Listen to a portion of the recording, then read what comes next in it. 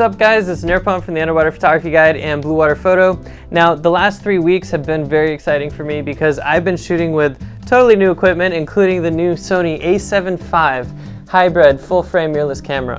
I've also been shooting it with the new Sony 100mm macro, so make sure you check out that review.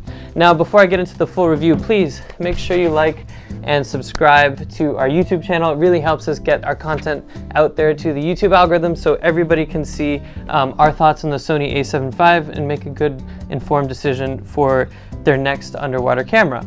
Now, I'm very excited about this camera because it replaces the Sony A7 IV, which was actually one of our most popular cameras for a few years because it just represents a great overall hybrid camera for the prosumer. So when I say prosumer, I mean somebody who is an enthusiast, a hobbyist, loves underwater photography, loves underwater video, doesn't need the best on the market, but needs something pretty good.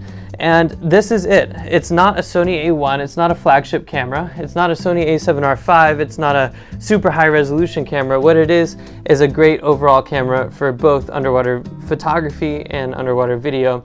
And I really saw that the last few weeks while I was diving with this in the cold water of the Pacific Northwest, and now I'm back here in California at our office talking about my experiences, and it's just been phenomenal shooting the camera. So what is different about the Sony A7 V versus the A7 IV? Well, the sensor's been slightly updated and now has a partially stacked I should say, CMOS sensor, full frame sensor. It's 33 megapixels. And that to me is a great amount of resolution for a full frame sensor. It's not so much that you start getting a lot of noise at higher ISOs, but it's enough so that you can crop down and get good macro photos. But that new sensor has introduced faster readout speeds, there's less rolling shutter. It actually has slightly better image quality at 16 stops so of dynamic range, which is really cool. What that means is you've got a whole lot of detail from your highlights and your shadows, and you can see that in my images and video. The camera has also got updated video features from the A7 IV, including 4K video at 60 frames per second using the full width of the sensor, so you get better image quality there. And it also does a whopping 4K 120.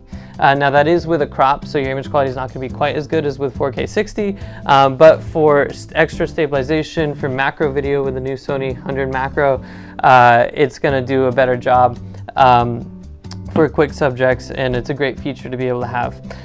The in-body image stabilization has also been improved up to 7.5 stops of stabilization. So that means if you use a shutter speed that is halved 7.5 times lower, as with no stabilization, you can still get stable footage at that low shutter speed. So you could shoot, a shutter speed at maybe a couple seconds and have, sharp, intact photos, which is pretty cool. It's like having your sensor on a gyroscope. Another big upgrade for the camera has been autofocus. This has Sony's latest autofocus, including the new Sony AI autofocus processor. It's a fantastic piece of equipment, piece of hardware that adds autofocus capability and makes subject recognition a lot better. And that's been a big upgrade from the Sony A7 IV. So overall, this is a massive upgrade from the A7 IV.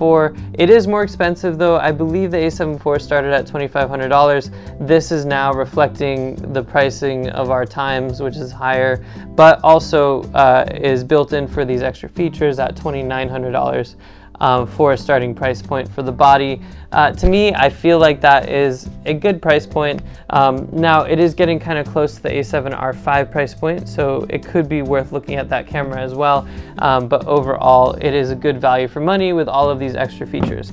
Now, overall, when it comes to my personal experience using this camera underwater, I have to say I thoroughly enjoyed it. I got fantastic images with fantastic image quality. I was a little worried that the partially stacked sensor would reduce my image quality like it did with the Nikon Z8 going from the D850, but it didn't. I shot sunballs, I got great detail in my highlights, great detail in my shadows, and I was able to get some pretty cool shots with high dynamic range. Overall, the autofocus was a notable improvement from the A7 IV, which I shot long ago in Socorro with sharks. This time I was shooting in darker, colder water with some fish, and overall, like, the new Sony PZ16-35 wide-angle lens that I used was very fast at picking up subjects.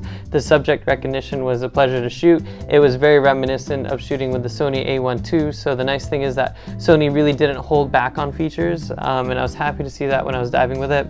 The battery life is fantastic. It's now 700 shots. I don't even know how low I got during a day of diving, but I easily was able to do 4 dives in a day and not worry about my battery life. I would just charge at the end of the day. And with the iGlide housing that I was shooting underwater, they actually have a charging and data transfer cable that goes into the M16 bulkhead of the housing. That sounds like gibberish, reach out to us at sales@bluewaterphotostore.com and we'll get you set up with it. But it basically just plugs into your camera and it charges, so you don't have to take the camera out of the housing. And it was really cool to shoot with that. So I was very pleased with the iGlide housing. The ergonomics were fantastic. It's the same housing that I've actually been shooting since the Sony A7 IV, because that housing is compatible with the A7 IV, the A7R V, and the Sony A7 V. So if you want a housing that is very versatile, then make sure you look at that iGlide housing.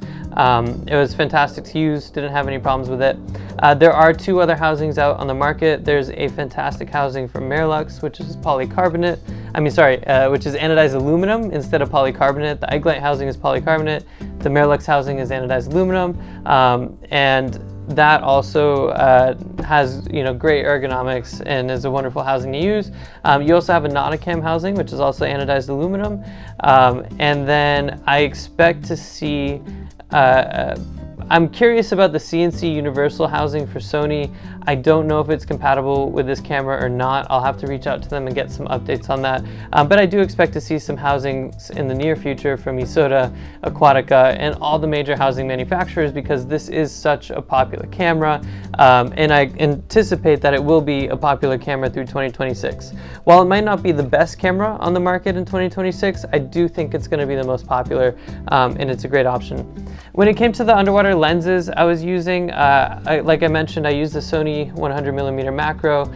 It's a great step up from the Sony 90mm macro if you want a little bit quicker autofocus, you want better bokeh, a little bit smoother, more bubbly bokeh, and you want that 1.4x to 1 reproduction ratio instead of a 1:1 lens.